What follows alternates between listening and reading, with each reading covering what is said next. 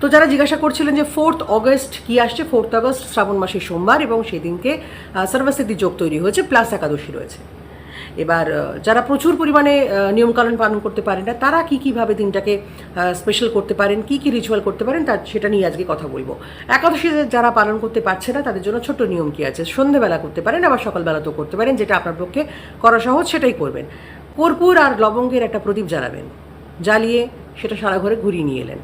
আচ্ছা, এবার ঠাকুরের আসনের সামনে ঘিয়ের প্রদীপও জ্বালাতে পারেন, সর্ষের তেলের প্রদীপও জ্বালাতে পারেন। জ্বালিয়ে রাখার পরে এবার বিষ্ণু সহস্রনাম যেটা রয়েছে সেটা ইউটিউবে চালিয়ে শুনবেন। এটা চালালে কি হবে, এটা চালালে আপনার মনটা একটু শান্ত হবে এবং আপনার বাড়ির যে নেগেটিভিটি সেটা কাটবে।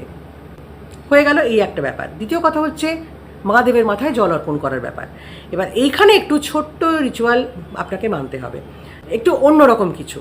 সেটা কি না, 5টা বেলপাতা নেবেন। এবার 5টা বেলপাতা নিয়ে যতবার আপনি মহাদেবের মাথায় অর্পণ করবেন বেলপাতাটা, আপনি হয় আপনার একটা ইচ্ছে যতবার আপনি দেবেন, অর্থাৎ 5বার আপনি দিলেন, একটা ইচ্ছে বলতে পারেন, তা না হলে 5টা ইচ্ছেও কিন্তু আপনি যতবার আপনি বেলপাতা দেবেন সেইবার আপনি আপনার ইচ্ছেটা বলতে পারেন। এই পর্যন্ত হলো। এবার যেটা দিয়ে মহাদেবকে আপনি জল অর্পণ করবেন, সেই যে আপনি ঘটিটা নিয়েছেন সেই ঘটিটা আপনি বাঁ হাতে নিলেন, নিয়ে তার ভেতরে জল রয়েছে। এবার হাত দিয়ে ঘটিটার মুখে চাপা দিলেন। দেওয়ার পরে আপনি আপনার যে ইচ্ছে, একটা ইচ্ছে হলে সেই ইচ্ছেটা বলবেন, যেটা সেই ইচ্ছেটা পূর্ণ করে দেন তিনি, হলো। আর যদি 5টা ইচ্ছা থাকে তাহলে সেটাও আপনি বলতে পারেন যে আপনার এই ইচ্ছেগুলো আপনি চান সেটা পূর্ণ হোক। এই যে আপনি ঘটির জলে হাত ঢেকে বললেন, এটা কি হলো, এটা হচ্ছে ওয়াটার ম্যানিফেস্টেশন টেকনিকের একটা পার্ট হলো। এবার এই জলটাই আপনি বাড়ির শিবলিঙ্গে অর্পণ করে দিন। আর যদি মনে করেন যে পাড়ার শিবলিঙ্গে অর্পণ করবেন সেটাও করতে পারেন, কিন্তু এই হচ্ছে পুরো বিষয়টা।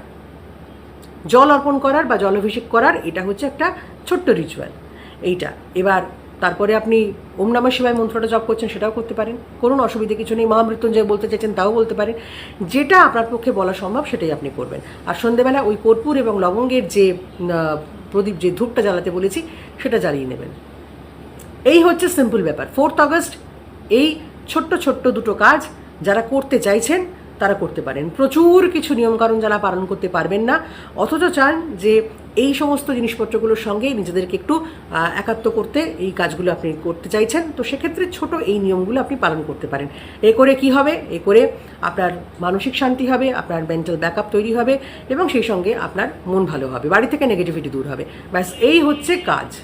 তো যারা জানতে চাইছিলেন, যারা করতে চান, তারা এইভাবেই কাজটা করতে পারেন। বোঝা গেল? ভালো থাকুন।